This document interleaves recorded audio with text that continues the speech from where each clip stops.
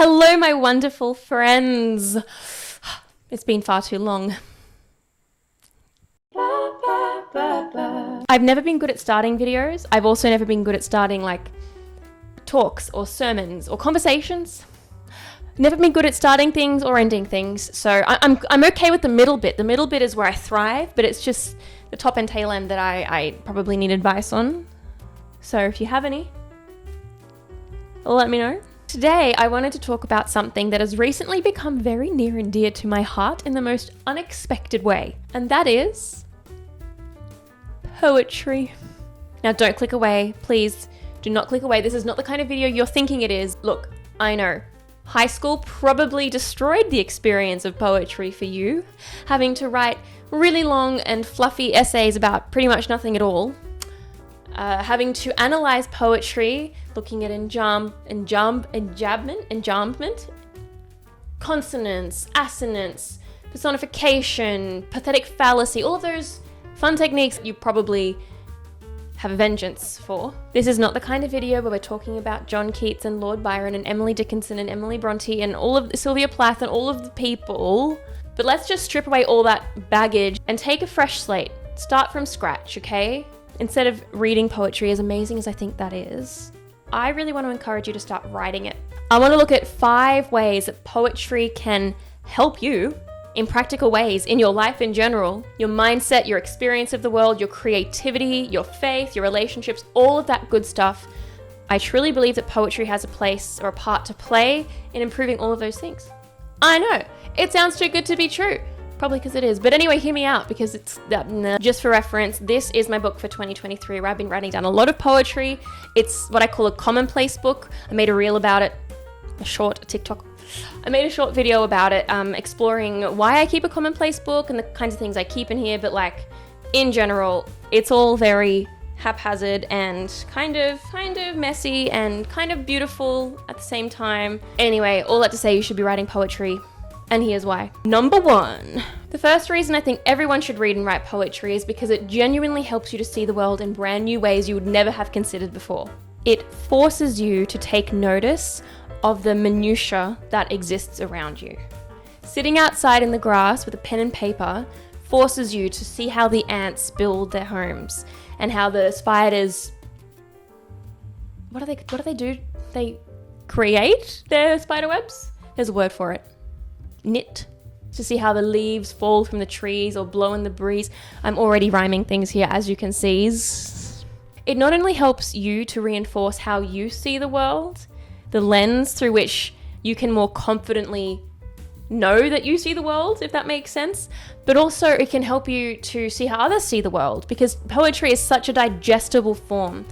Provided you're not reading some poetry by Lord Byron that's like 3 chapters long, I get that. Number 2. The second point I wanted to make about poetry is that it helps to consolidate exactly what you think about something in as few words as possible.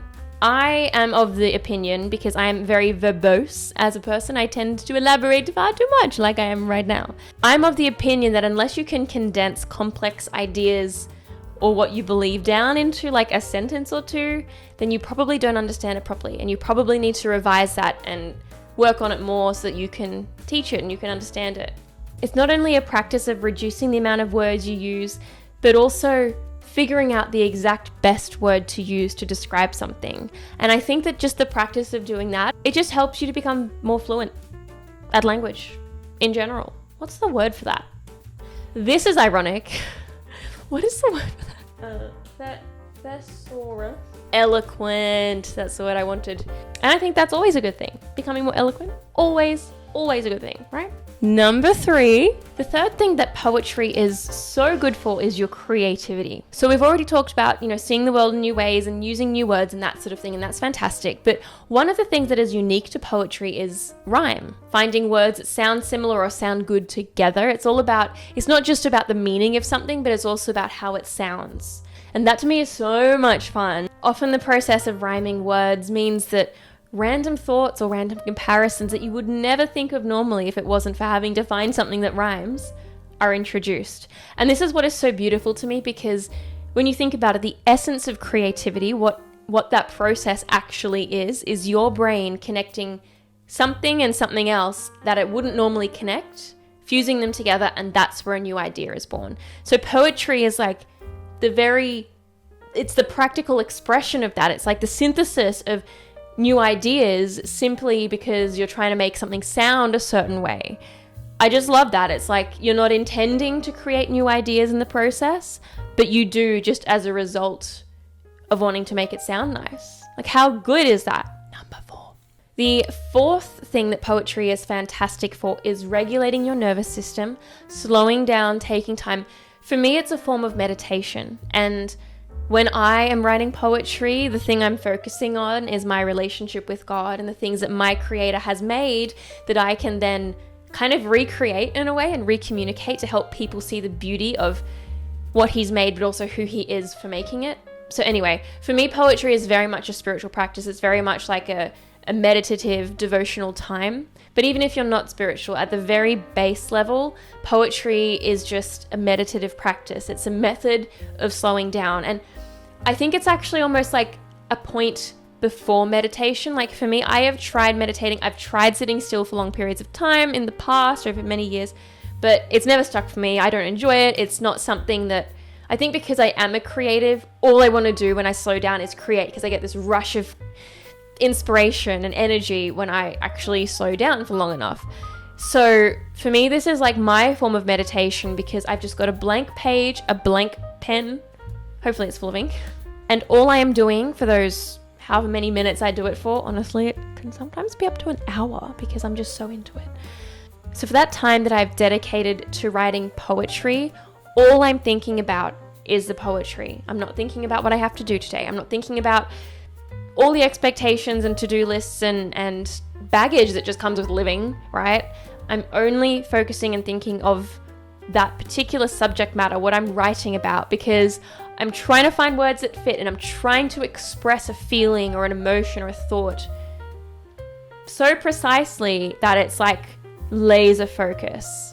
So anyway, something that really helps me slow down and just be present, be centered, and really connect for me with my savior, because I find that there's just so much noise and so much distraction and so much to-dos in today's world that like this is so essential for me now. It's beautiful. Number 5. The 5th thing that's amazing about poetry, and I kind of touched on it before in talking about the fact that it's like a short medium. It's not this super elaborate and verbose long form creative expression like that sentence just was. You get a feeling of accomplishment very quickly. I personally spend between half an hour and an hour every morning, that I'm able to at least, writing poetry. As I said, this is like tied in with my devotional time, but I find it such an easy thing to prioritize and do because I get such a quick, well, relatively quick, I suppose, feeling of satisfaction that I've created something. And this is obviously a symptom of the very fast-paced, immediate gratification age that we live in. We expect immediate return for whatever action we put out into it. We take a photo of ourselves, we expect 100 likes, right? The thing with like novel writing and much longer forms of creative expression, even painting, is that they can take days, months, years to complete. And so you're kind of in that no man's land for such a long time. You're not getting any feedback on your work for that time. And so there's not only the issue with delayed gratification and dopamine and that whole relationship we have with social media in today's world, but also the fact that with poetry you can get feedback very quickly. Whereas if you're writing a novel or something and you've written 50 chapters of this thing and you send it to an editor or, you know, whoever's giving you feedback and they don't like it, it's like, I just wasted 2 years of my life. But if you write a poem, usually they're a standalone thing, and so you can get immediate feedback and actually progress a lot more quickly in your craft and in your skill level than if you were doing a much longer form of writing or art in general. So yes, the whole little checkbox thing in the morning, it's like, yes, I've written my poetry today, is just so satisfying, and it really motivates me to continue the next day and to improve my craft. And just it's like a snowball effect. It's like I'm rolling down a hill with my ski jacket on, and it's like the most thrilling thing ever. I don't even know where that came from. Yeah, for a poet, that imagery was very bizarre. But anyway, and number 6. And look, the final thing I just want to touch on here is the connection, the sense of connection you have with like a community. I talked about, again, all these points kind of overlap a little bit, but I talked about connection before, and that it centers you and it connects you to yourself and to others and to God. But specifically when it comes to sharing your art, the connection that I've found through my poetry is unlike anything else. I've made friends in other states and other countries, like just connecting over ideas and the art that I've put out into the world. And it's good because it's not a super, well, it doesn't have to be, at least. It totally can be, but it doesn't have to be a super vulnerable form of expression. It's not like you're showing your body or you're like expressing insecurities. You can curate the poetry that you share and express such specific ideas that you're really attracting the kind of people that you want to be attracting, right? It's so niche, it's so beautiful. For me, like, I'm an introvert, I'm a very introspective introvert. I find that my poetry, by putting it out into the world, it really fast tracks those connections with like-minded people, because poetry is a niche thing, and it is a thing which requires a certain amount of focus and attention and creativity and artistic expression, right? So, and if you're into those things, if you're in that mindset, writing poetry is just, a fast track way to make friends, basically. So anyway, I hope that all made sense. Thank you for sticking with me through this video. Thank you so much for tuning in. I hope you got something out of it. Let me know in the comments below. If you write poetry, I'd love to check out your work. If you do, we can connect, like in point number 6.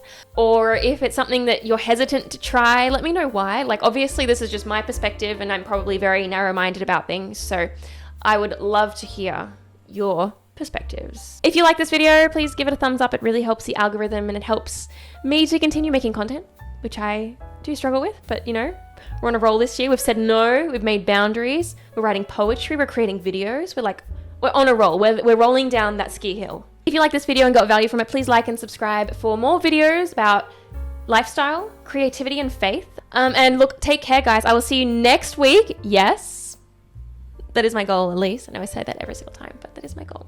God loves you. He created you so beautifully. He created you to create. So I would really encourage you, just create something this week. You know, put it in your calendar, create time.